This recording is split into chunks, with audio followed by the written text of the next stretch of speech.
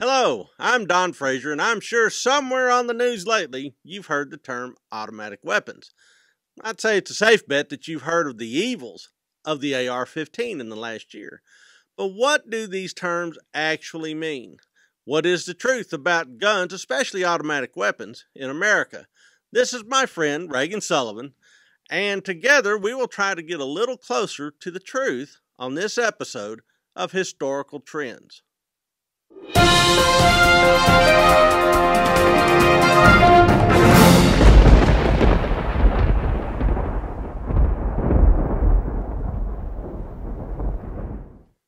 If for some reason you've been living under a rock for the last couple of years, allow me to fill you in. In the past decade, there have been several significant mass shootings in the United States. Every single one of these events have been deeply saddening and troubling. However, a pattern that is shocking and disturbing is the amount of misinformation coming from all sides of the media and political realm following each of these tragedies. What is this misinformation? It is the suggestion that automatic weapons, specifically AR-15s, are killing machines running rampant and unchecked in the United States. Take, for example, this clip of Piers Morgan, a respected political analyst, speaking in the aftermath of the Sandy Hook shooting. That is illegal for me to buy in that quantity in Walmart, say. But I can buy an AR-15 military-style assault rifle. I can then, as we saw with Holmes, the shooter in Aurora, go and get 6,000 rounds of ammunition from the internet, and I can go and blow up a movie theater. Or this clip of late-night host Jimmy Kimmel expressing his views following the Las Vegas shooting. Second Amendment, I guess, our forefathers wanted us to have AK-47s, is the argument, I assume. Orlando, Newtown, Aurora, San Bernardino, every one of these shootings, the murder used automatic or semi-automatic rifles, which are not weapons you use for self-defense. They're weapons designed to kill large numbers of people in the shortest possible amount of time. And if it is still unclear, here is a clip of Republican representative from Florida, Brian Mast, speaking after the shooting at Marjorie Stoneman Douglas High School this past February. So you're saying that banning AR-15 weapons is a chance to save a life? I believe that. That's why I came out and said this. You know, I look at the platform that I carried, an M4 carbine, very similar to an AR-15. But what even is an AR-15? Is it really a military-grade weapon? What is an automatic weapon? These terms are slung loosely around, but rarely ever defined. Well then, what is an automatic weapon? Well, I'd love to answer that question right after the break. All right.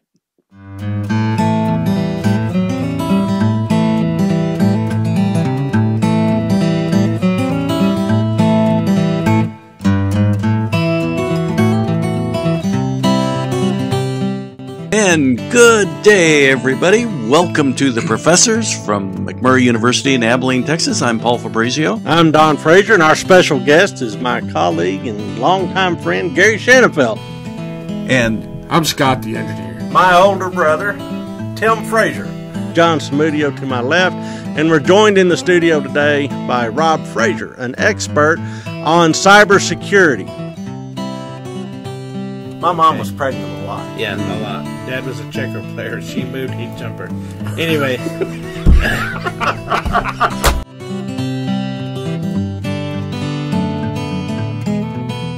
The University of California, Berkeley, which, as we all know, has a much better graduate program in history than they do a football team.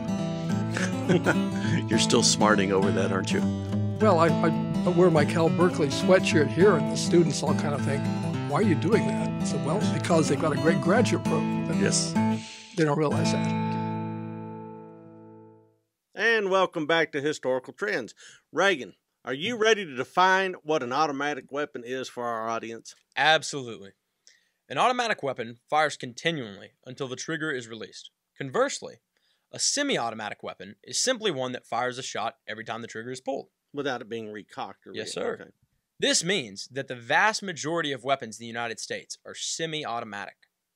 Interesting. So now that we have a definition, tell me about the history of automatic weapons in America. I'd love to. During the 1920s and 30s, the U.S. was dealing with another type of gun violence problem, a massive upswing in organized crime, directly fueled by Prohibition. talking about like Al Capone. Yes, sir. Yes, sir. Gang members were making lots of money trafficking illegal alcohol, and their weapon of choice was the submachine gun. Gun violence skyrocketed due to the deadliness of this weapon. Something had to be done. In 1934, President Franklin Delano Roosevelt signed a tax and registration law known as the National Firearms Act. The law applied to short-barrel shotguns and rifles. So sawed-off shotguns. Exactly. Okay. And to fully automatic weapons, such as the submachine gun. Okay. And it imposed a $3,500 tax on the manufacture and sale of these weapons, as well as requiring them to be registered. Failing to cooperate with this law would result in up to a $35,000 fine and jail time. So that's 1930s, Oh, yeah. 35,000. Way more now. Yeah, Way yeah. more now. Okay. The short version? Fully automatic weapons have been heavily restricted for almost a century, nearly as long as they have been around. Wow. So Hiram Maxson invents the modern machine gun in 1885, but it wasn't turned into a man-portable weapon until World War I. It was kind of a trench assault weapon or a trench clearer.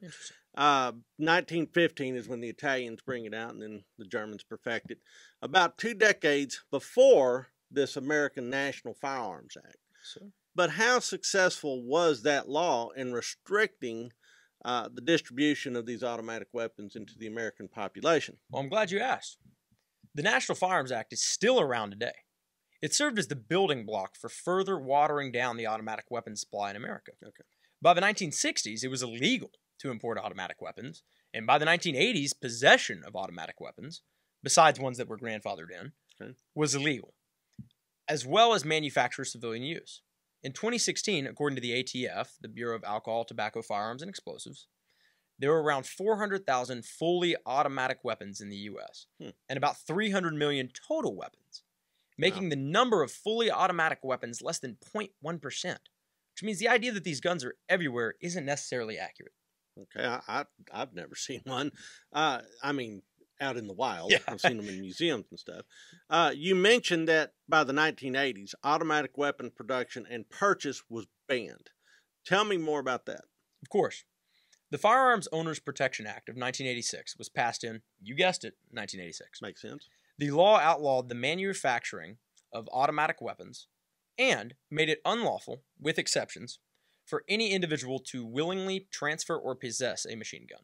The with exceptions portion of the law applies almost exclusively to ex-law enforcement or military with a spotless record. Okay. They would have to wait 9 months to a year, sometimes up to 2 years, to get approved by the ATF to own one of these weapons and have at least $20,000 to spend. For the licensure, etc.? Yes, sir. Yes, Okay. sir. In other words, these weapons are very, very difficult to legally acquire. Okay. So I'm following you. Because the amount of automatic weapons has decreased and it has become much harder for civilians to get their hands on them, I would assume that gun-related homicides that were a result of automatic weapon use has probably declined as well. Well, you'd be right. Okay.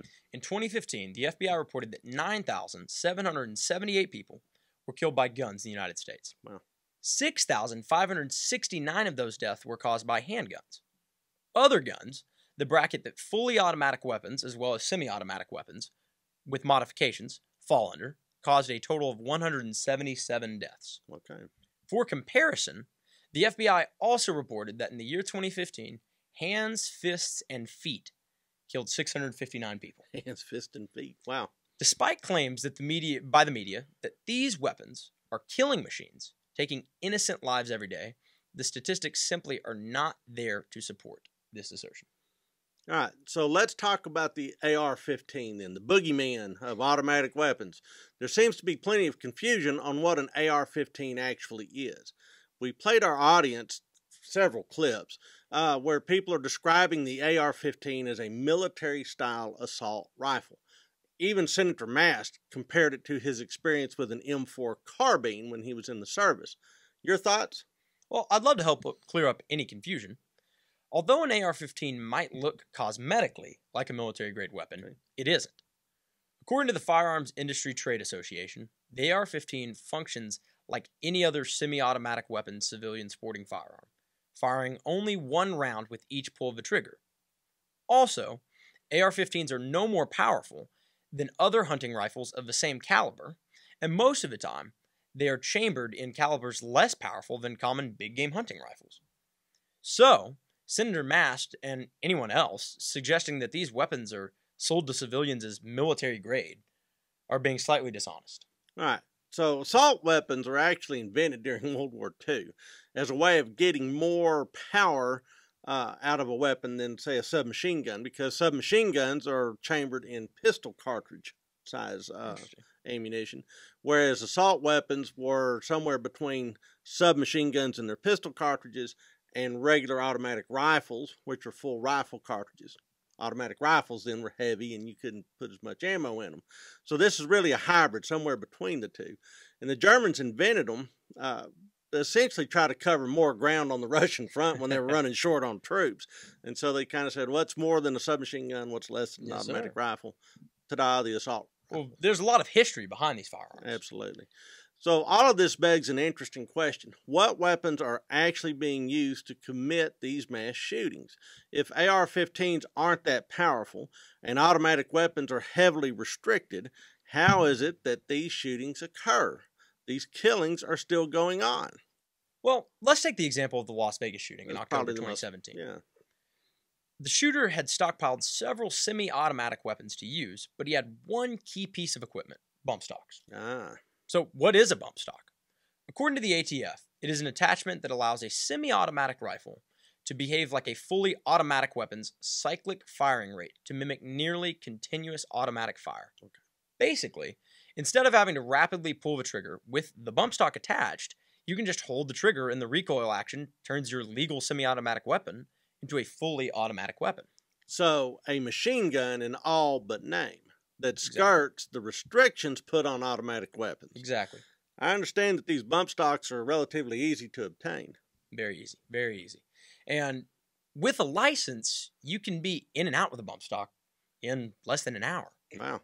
They're relatively cheap as well. You know, one at Cabela's Sporting Goods store in Fort Worth goes for about $300. That's pretty cheap. It seems as though these attachments are more dangerous than the weapons themselves. However, President Trump did move to get bump stocks banned this past year. That's correct. Several states have put a bump stock ban in place, but have had little success enforcing the law. For example, New Jersey banned bump stocks in January of 2018, and residents were supposed to have destroyed or turned in their bump stocks by mid-April. But, according to the Pew Research Center, the state of New Jersey has not received one yet. Other states are running into similar problems with enforcing the law. This is a lot more complicated than the media leads us to believe.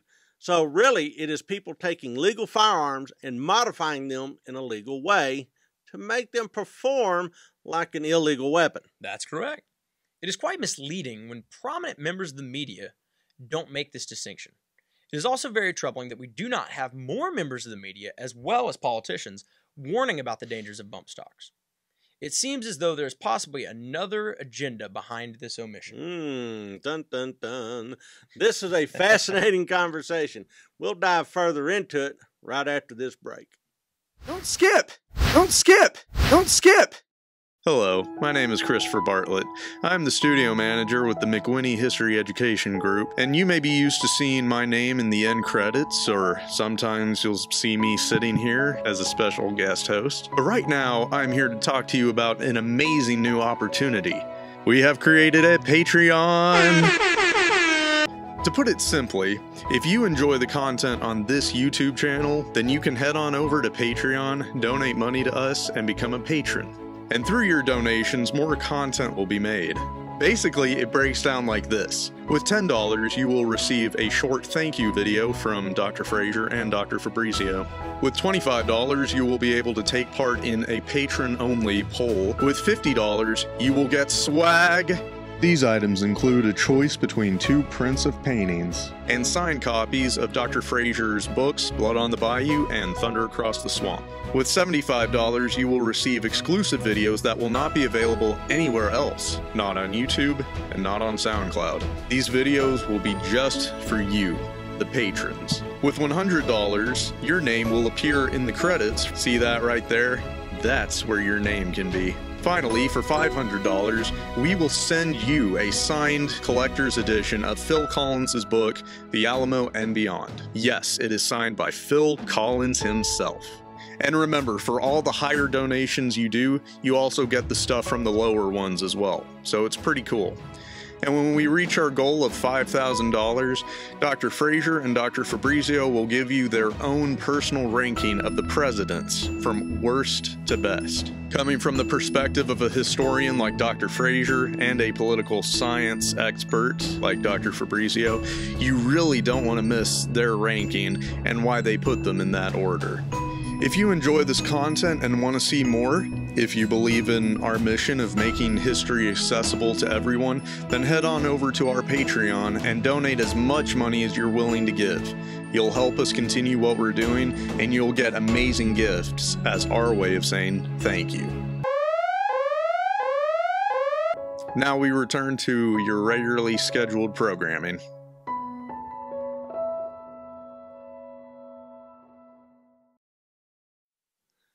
And we're back. Now, let's have a couple of questions. I want to dive into this conversation a little more, because sooner or later we're going to end up at the Second Amendment. But before we get there, the question that first comes to mind is, why has it been so hard to enforce something as what seems to be as simple as a bump stock ban? Well, I think there's a couple of things that factor into it. Number one, I think any time the government comes to your door asking for something, people get nervous. Really? We don't trust our government? I would say no. So then we probably ought to stockpile automatic weapons so we can defend ourselves. Yes, sir. And that can spiral completely out of control.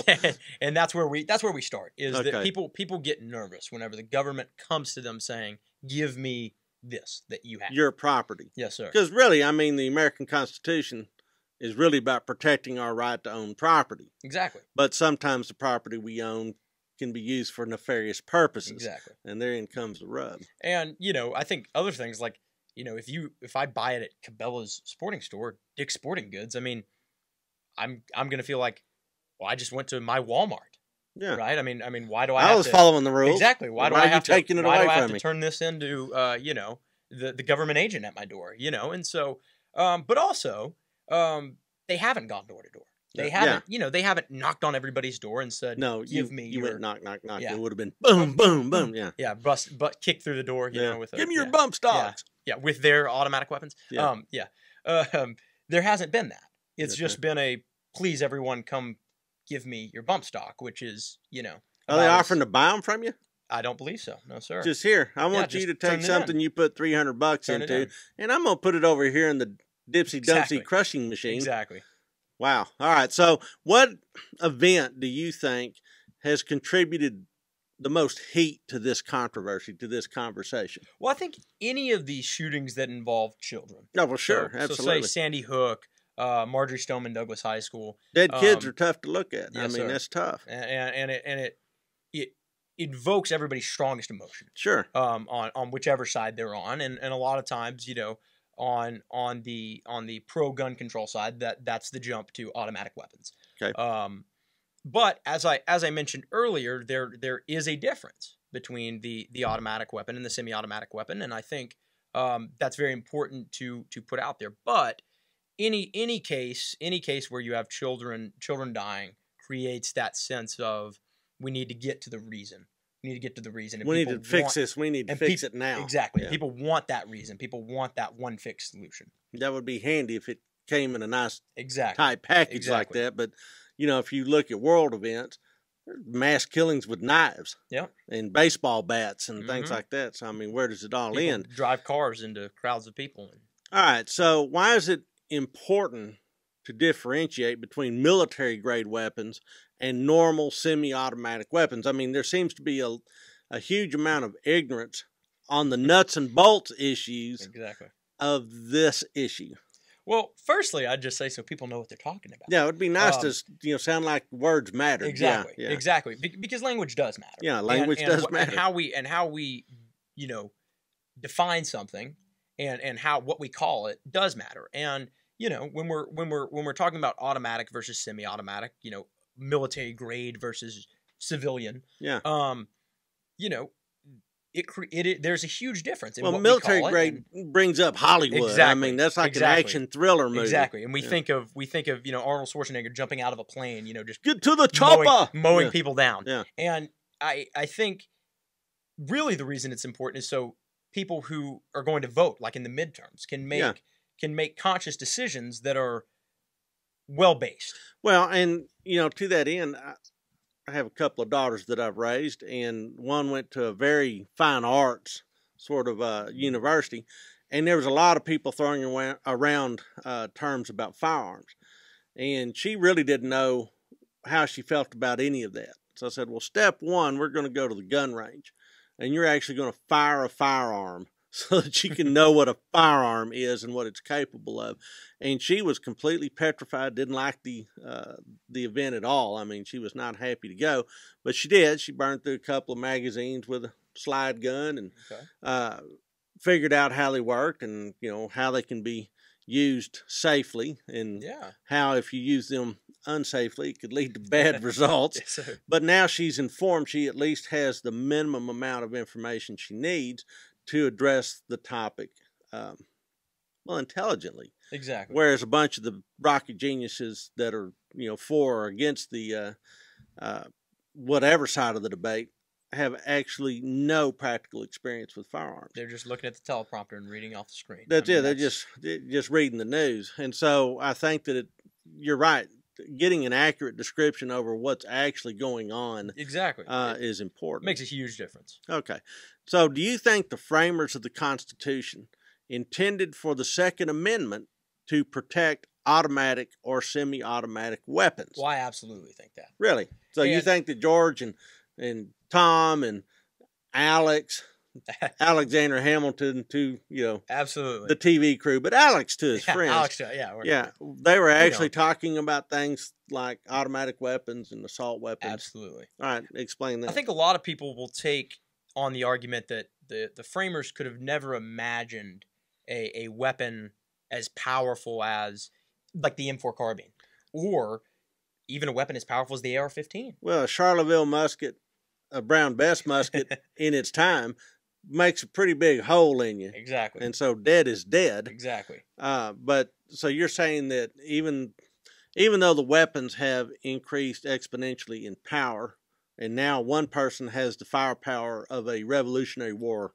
company or even regiment, that Second Amendment still applies. I completely believe that because, like I said, a lot of people will take that viewpoint, but the same people will say that their right to say whatever they want to on Twitter or Facebook, pence to face, is protected by the First Amendment's, protection of freedom of speech. So the Constitution is still valid in some areas, but in some areas it's outdated. Yes, sir. And my only request is that we stay consistent, and that if the Constitution is going to cover some things now, the framers could have never imagined being able to, go and quote the Second Amendment on Twitter. Right, they were writing with feather pens. Yeah. I mean, so for to act like the Second Amendment wouldn't protect something that the framers couldn't imagine, but still say that the First Amendment will protect something that the framers couldn't have imagined isn't consistent. All right, so there's some inconsistencies in the argument you're saying. Okay,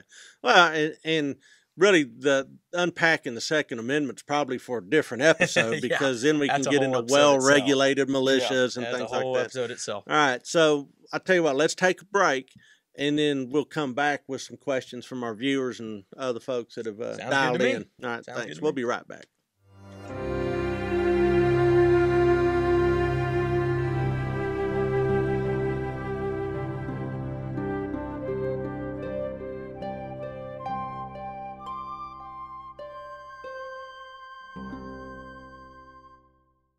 History has become one of the most fought-over battlegrounds in terms of shifting people's views and opinions about their country. In response to this, we have decided to launch a website called Go To History that will become your home for clear-eyed history content. Our objective is to put history out there, free of agendas, and allow you, the viewers, to decide what you believe and decide how to interpret this information.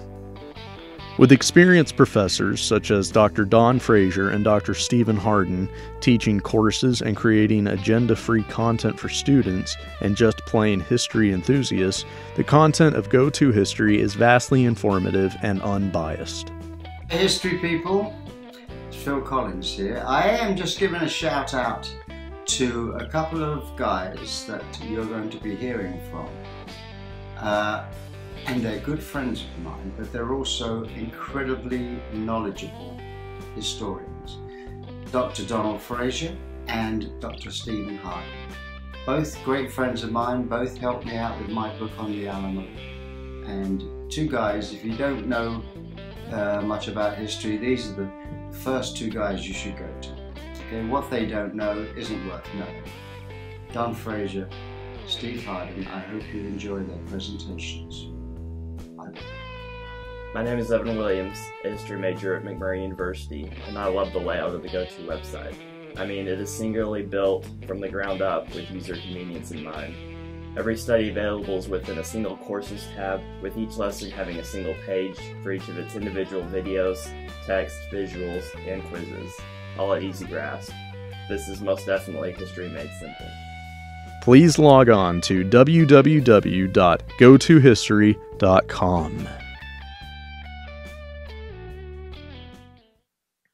And we're back. And now we get to field questions from our audience, our viewers. This one comes from @Rick O'Shea. And he asks, what are your personal ideas on why these mass shootings occur? Man, he's trying to put me on the spot. He is. So in the crosshairs, so to speak. So I have a lot of ideas. I think number one, I think overall we have a culture that is more desensitized to violence than ever before. Why? Bugs Bunny cartoons? No. I think that was the argument in my day. If you watch Bugs Bunny hit somebody with a hammer enough times, then you're probably going to go get a claw hammer and hit your little brother with a claw hammer. Exactly. At least that's what my older brother told my mom. So anyhow. Except for now, we can actually play Call of Duty and 8-year-olds can kill people. Actually kill people. And actually, it splashes on the screen. Actually splatter their blood all around and rip them open. And yes, I think that does desensitize the culture to violence. There's a lot of studies that suggest that movies are more violent now just because of the graphics. Sure. Just because of what we you can make them more violent. Yeah, what we can do with CGI, they're more violent now than ever. The internet has become sort of a cave for people to kind of go hide in. If I'm somebody who doesn't want to speak to anyone, right?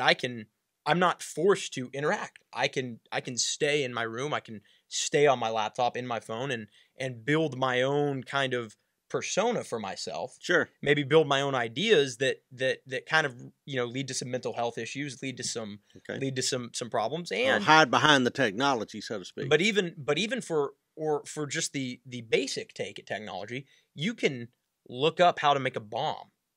Yeah. And with tools around your house. Correct. With your microwave and fertilizer. I was making napalm as a kid, recreationally. So exactly. That's not anything new either. And you didn't have Google. I didn't have the interweb. Yeah. I didn't have a computer. I can go to Google. I just had word on the street.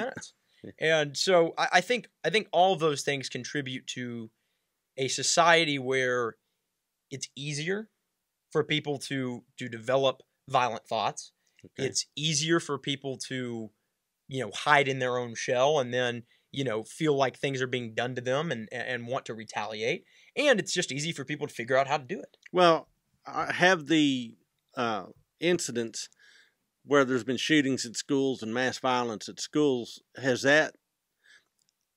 it greater now than it has been historically? I mean, the historic highs in the number of people killed in a school shooting? Oh, yeah. Well, shootings, yes, but did you know that back in the 1920s, there was a guy that dynamited a school? Yes, I did. Blew up half a school. Yeah, exactly right. So, I mean, this is, again, right out of Ecclesiastes, man. There's nothing new under the sun.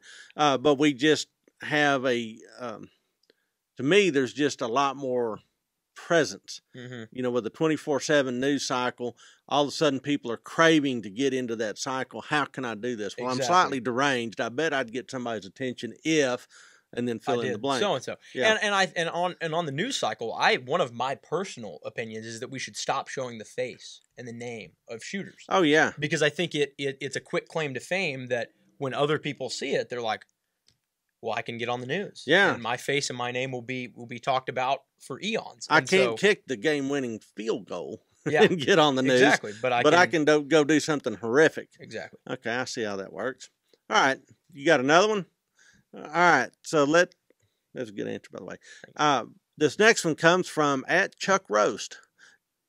And he asks, do you think it is dangerous how much misinformation is put out surrounding this whole topic? I think it is. I think it's very dangerous. I think misinformation. What do you define as misinformation? Sort of what we've been talking about, the differences between a fully automatic weapon and a semi-automatic weapon. So just the fundamentals of the facts. Yeah, the fact that a fully automatic weapon is not available to buy in the United States. Like, you cannot purchase that weapon. But it seems that every time we turn on the news, you never hear semi-automatic weapon. You hear fully automatic. You hear automatic, military grade. The AR-15 is an automatic weapon, and it isn't. And I think it goes back to what I was talking about earlier, that we have a whole swath of voters that are going to be coming out to the polls in the midterms, and many of them voting based on what they've heard about an AR-15. So they're not informed voters. And they're not informed voters. And I think that's dangerous, because whenever you have a misinformed citizenry, you're risking electing someone that might be selling you fool's gold. Well, and the basis of the republic is built around the concept of public virtue. Yes. And part of that public virtue concept is an informed citizenry that is actively engaged in the life of the nation. And that was constituted as civic virtue, public virtue, same. And so if you're voting and you're voting ignorant, that's probably the opposite of civic virtue. But the nature of our form of government says that informed, uninformed, smart, dumb, rich, poor, doesn't matter, your vote counts. And so I get your point, but there's an inherent issue within our form of government that requires us all to be as informed as we can, but sometimes learning is hard. Exactly. And I think everyone still has their right to vote based, however they want to. Yeah. Uninformed, completely, knowledgeable, but I think we could take a very, very, very good step by starting to just clearly define our terms. And I think even if we were going to throw the word automatic weapon around, I would be happier as long as we defined it. Yeah, but it's never defined. Sure. Right? It's just, the spooky AR-15. Yeah. And it's just something that's supposed to scare everyone. Well, and that was my daughter's reaction firing a semi-automatic pistol. Is it scared? It scared her. It scared her to touch it, scared her to look at it. And now that she's done it, she at least knows what it is. She's less frightened by it, but still not a fan. And I'm not saying that everybody should go out to the gun range and get informed, but they ought to at least read a BuzzFeed article of longer than 250 words. Well, yeah, no, it isn't very hard to figure out the true definitions of these weapons, and it's just a shame that we get it from 15-second sound bites that are telling us something that just isn't accurate. Yeah. Okay. So the next question, this one is coming from Lock and Load 458. Great handle. Yeah, great handle. Why do you think people want to blame just one aspect, in this case, semi-automatic weapons, for mass shootings? Well, I think it just goes back to people's, innate human nature.